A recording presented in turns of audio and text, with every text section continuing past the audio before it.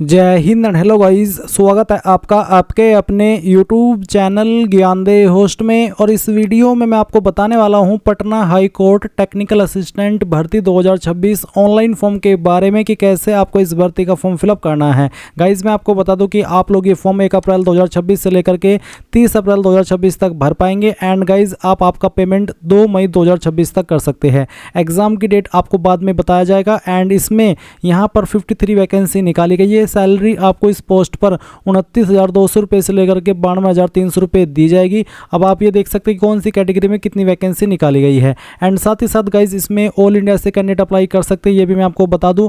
And इसी के साथ आप यहाँ पर एज लिमिट देख सकते हैं। आपकी मिनिमम एज लिमिट 18 साल है और maximum age limit general EWS के लिए 37 है, अनरिजर्व्ड एंड ईडब्ल्यूएस फीमेल के लिए 40 है, बीसी ईबीसी के लिए भी 40 है और एससी एसटी के लिए 42 है। ये चीज़ आपको समझ में आ गई।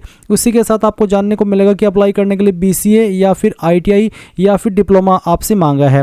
ये polytechnic in computer science and engineering, अगर आपके पास ये क्वालिफिकेशन है तो भी आप अप्लाई कर सकते हैं। एंड गाइज यहाँ पर बोला है कि आपके पास साथ ही 1 साल का रिलेवेंट एक्सपीरियंस भी होना चाहिए, तभी आप फुल एलिजिबल हो पाएंगे अप्लाई करने के लिए। Candidates are advised to ensure that the ITI trade और diploma course declared by the conforms to the disciplines specified above any deviation। Basically आपके पास कंप्लीट इन्फॉर्मेशन होनी चाहिए अप्लाई करने की, जो यहाँ पर मेंशन की गई है। अब अगर आप इसमें अप्लाई करने के लिए एलिजिबल है और आप ये फॉर्म भरना चाहते हैं तो आप कैसे फॉर्म भरेंगे वो आप जान लीजिए। मैंने आपको इस वीडियो के डिस्क्रिप्शन में हमारी ऑफिशियल वेबसाइट jobsgyan.in का लिंक दिया है। ये लिंक आप जब ओपन करेंगे यहाँ पर भी आपके सामने इस भर्ती की जानकारी आ जाएगी। आप देख सकते हैं सरल लैंग्वेज में यहाँ पर सभी इन्फॉर्मेशन दी गई है। ये सभी इन्फॉर्मेशन चेक करते हुए आप इंपॉर्टेंट लिंक के सेक्शन से अप्लाई ऑनलाइन लिंक ओपन करेंगे।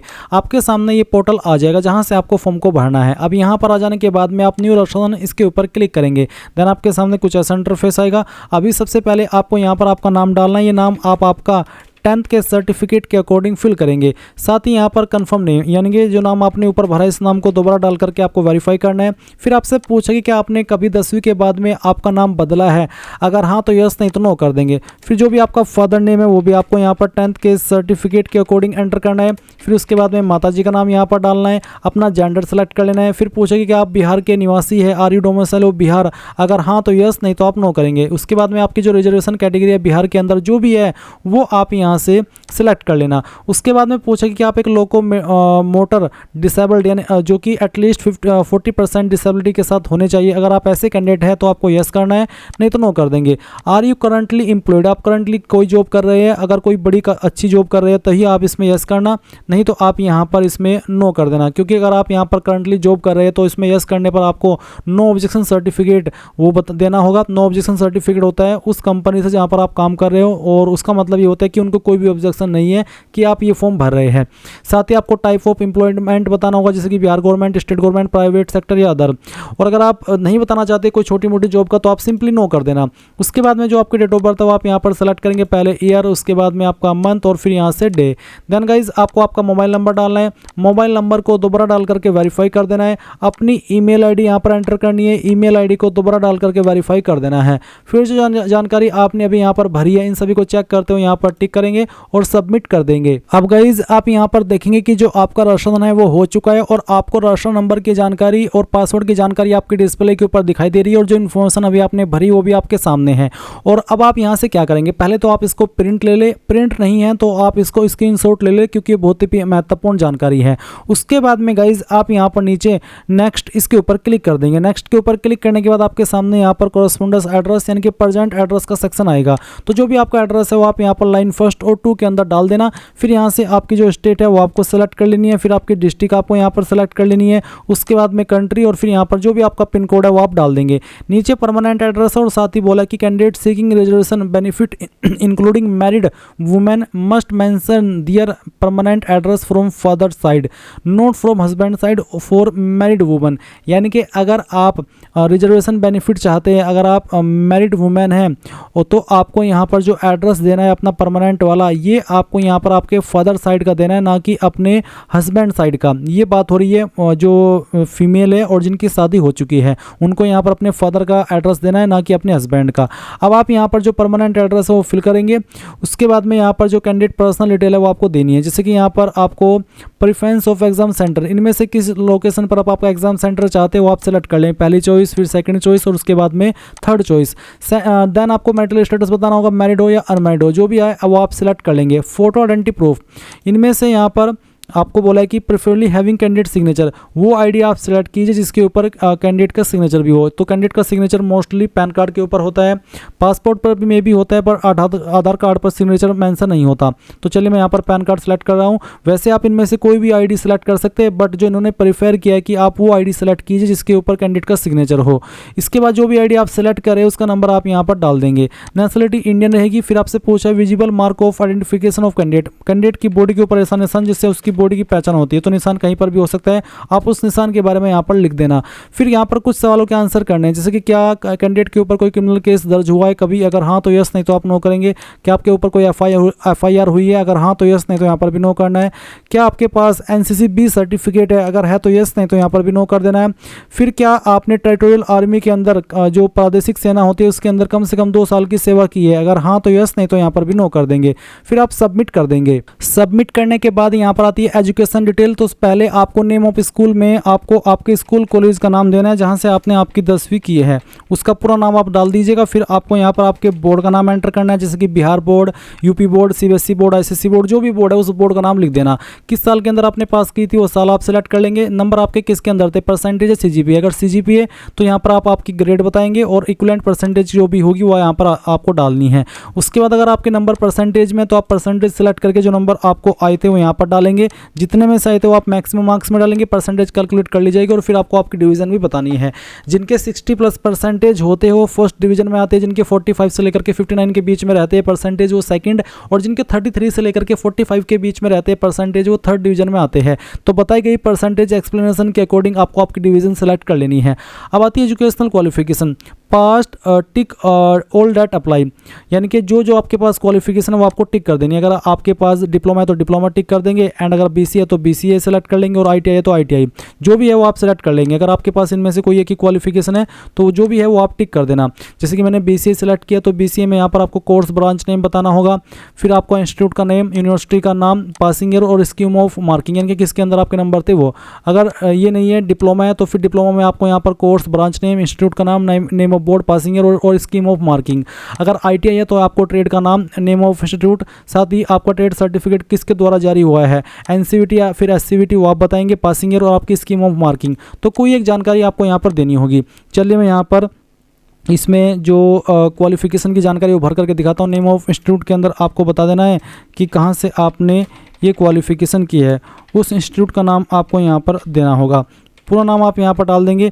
फिर आपको यहाँ पर आपका अगर कोई बोर्ड है तो वो आपको बोर्ड का नाम मेंशन करना है, पासिंग ईयर और आपकी स्कीम ऑफ मार्किंग।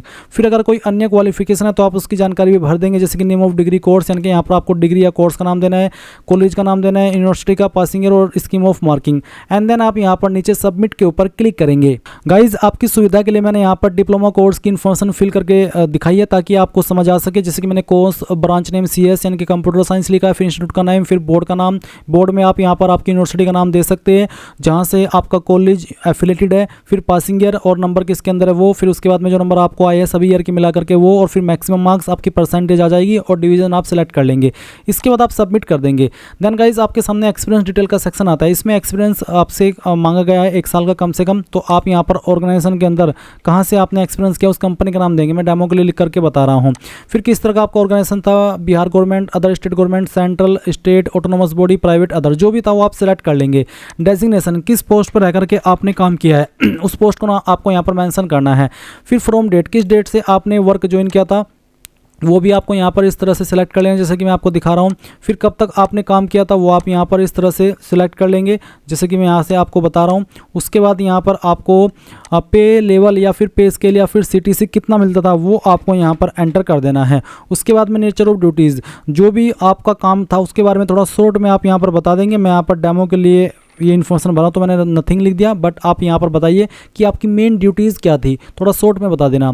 उसके बाद में आप यहाँ पर नीचे आएंगे और सबमिट कर देंगे। सबमिट करने के बाद इन डॉक्यूमेंट्स को आपको यहाँ पर अपलोड करना है, जैसे कि पासपोर्ट साइज़ फ़ोटो जिसका साइज़ 50 से 100 KB के बीच में होना चाहिए। तो चूज फाइल के ऊपर क्लिक कीजिए, जहाँ पर आपकी फ़ोटो फाइल है वो फाइल आपको सेलेक्ट करनी है। उसके बाद ओपन करना है और फिर आप देख सकते हैं आपकी फाइल अपलोड हो चुकी है। अब आपको सिग्नेचर अपलोड करना है, साइज़ 10 से 20 KB के बीच में रखा है। तो जहाँ पर भी सिग्नेचर की फाइल है आपके, वो सिग्नेचर आपको यहाँ से सेलेक्ट कर लेना है। तो मैं एक फ़ाइल आपको यहाँ पर अपलोड करके दिखाता हूँ ताकि आपको समझ आ सके कि किस तरह से आपको आपका जो सिग्नेचर है वो अपलोड करना है। काफ़ी सारे सिग्नेचर मेरे पास अवेलेबल है। मैं इस फाइल को सेलेक्ट करता हूँ, ओपन करता हूँ, आपका सिग्नेचर इस तरह से आ जाएगा। फिर 10th का सर्टिफिकेट अपलोड करेंगे, तो जहाँ पर भी 10th का सर्टिफिकेट है उस फाइल को सेलेक्ट कीजिए, ओपन कीजिए, आपका सर्टिफिकेट यहाँ पर आएगा। अगर साइज़ कम हुआ तो अपलोड नहीं होगा, ज़्यादा हुआ तो भी अपलोड नहीं होगा। साइज़ 50 से 100 KB के बीच में रहना चाहिए। फिर आप मैट्रिकुलेशन मार्कशीट, पहले सर्टिफिकेट अपलोड करेंगे 10वीं का, फिर मार्कशीट। अगर सर्टिफिकेट और मार्कशीट एक ही है तो दोनों में आप सेम फाइल अपलोड कर देंगे। फिर डिप्लोमा सर्टिफिकेट और डिप्लोमा मार्कशीट, उसके बाद में एक्सपीरियंस सर्टिफिकेट, फिर डोमिसाइल सर्टिफिकेट अपलोड करेंगे अगर आप बिहार से हैं। साथ ही साथ आप लिखेंगे सर्टिफिकेट इश्यूइंग अथॉरिटी, आपका सर्टिफिकेट जो है डोमिसाइल वो किसने जारी किया है, आपको आपका सर्टिफिकेट देखना है। उसमें देखने को मिल जाएगा आपको नीचे की तरफ कि कौन सी पोस्ट के अधिकारी ने इसको जारी किया है। मैं डेमो के लिए यहाँ पर दिखा देता हूँ कि किस तरह का कास्ट सर्टिफिकेट आपका होने वाला है। ये बिहार उत्तर प्रदेश स्टेट के द्वारा जारी हुआ एक निवास प्रमाण पत्र है, कुछ इस तरह का ही आपका रहेगा। इसमें यहाँ पर देख सकते हैं सक्षम अधिकारी के बाद में लिखा है उप जिलाधिकारी, यानी कि इसको उप जिलाधिकारी ने जारी किया है। आपको आपका सर्टिफिकेट देखना है और उस पर जिस भी पोस्ट का नाम लिखा है वो पोस्ट आपको यहाँ पर मेंशन कर देनी है। उसके बाद में इशुएंस डेट, तो इशुएंस डेट आप देखेंगे यहाँ पर जारी दिनांक के सामने आपको देखने को मिल जाएगी। तो जो भी डेट यहाँ पर लिखी गई होगी वो डेट आप यहाँ पर सेलेक्ट कर लेंगे इस तरह से। फिर सर्टिफिकेट नंबर, सर्टिफिकेट नंबर है प्रमाण पत्र क्रमांक के सामने, आवेदन क्रमांक नहीं बल्कि प्रमाण पत्र क्रमांक के सामने जो नंबर लिखा है वो आप यहाँ पर अपलोड करेंगे और वो यहाँ पर आप मेंशन करेंगे। उसके बाद अगर आप SC ST OBC है तो आपको कास्ट सर्टिफिकेट भी इस तरह से ही यहाँ पर देना है। इसमें आप बताएंगे कौन सी अथॉरिटी ने इसको जारी किया है। तो चलिए मैं कास्ट सर्टिफिकेट का भी डेमो दिखा देता हूँ आपको। ये कास्ट सर्टिफिकेट है, इसमें यहाँ पर आप देख सकते हैं इसको जारी किया है सक्षम अधिकारी के बाद में लिखा तहसीलदार, यानी कि तहसीलदार ने। तो मैं यहाँ पर तहसीलदार लिखूंगा, उसके बाद में जिस डेट में जारी हुआ है वो, और फिर सर्टिफिकेट नंबर। उसके बाद उस फाइल अगर वो चीज़ यहाँ पर आपको अपलोड कर देनी है आपके सर्टिफिकेट की। अगर कोई अन्य डॉक्यूमेंट आप देना चाहते तो वो भी आप अपलोड कर सकते हैं। देन आप सबमिट के ऊपर क्लिक करेंगे। सबमिट के ऊपर क्लिक करने के बाद गाइज आप देख सकते हैं कि आपके सामने आपके फॉर्म का फाइनल प्रीव्यू आ चुका है। आप यहाँ पर प्रिंट प्रीव्यू इसके ऊपर क्लिक करके इसको प्रिंट भी कर सकते हैं, एंड अगर आप इसका स्क्रीनशॉट लेना चाहें तो वो भी आप ले सकते हैं। जब आपको लगे कि सभी जानकारी सही है, कोई भी जानकारी गलत नहीं है, तो आप नीचे सबमिट एंड पे इसके ऊपर क्लिक करेंगे। इसके बाद गाइज आपके सामने एक न्यू विंडो इस तरह से ओपन होगी। आपको क्या करना है, यहाँ पर टिक करना है और प्रोसीड के ऊपर क्लिक कर देना है। फिर गाइज आप देखेंगे कि आपके सामने पेमेंट का पेज आ चुका है। आप आपकी fees ICICI bank, Axis bank इन माध्यम से कर सकते हैं, और साथ ही यहाँ पर नेट बैंकिंग का भी ऑप्शन है। इसके अलावा UPI का भी ऑप्शन है, कार्ड का भी ऑप्शन है। तो जो भी माध्यम आप सेलेक्ट करना चाहे वो आप सेलेक्ट कर लें। अगर UPI तो आपको ये QR कोड स्कैन करना है। जैसे आप इसको स्कैन करके फीस पे कर देंगे तो ऑटोमेटिकली आपका ये जो विंडो है वो क्लोज हो जाएगा और आप अपने फॉर्म का फाइनल प्रिंट आउट ले पाएंगे। एंड इस प्रकार से आप लोग Patna high court technical assistant online form 2026 भर पाएंगे। आई होप ये प्रोसेस आपको पसंद आया होगा। So thanks for watching. जय हिंद।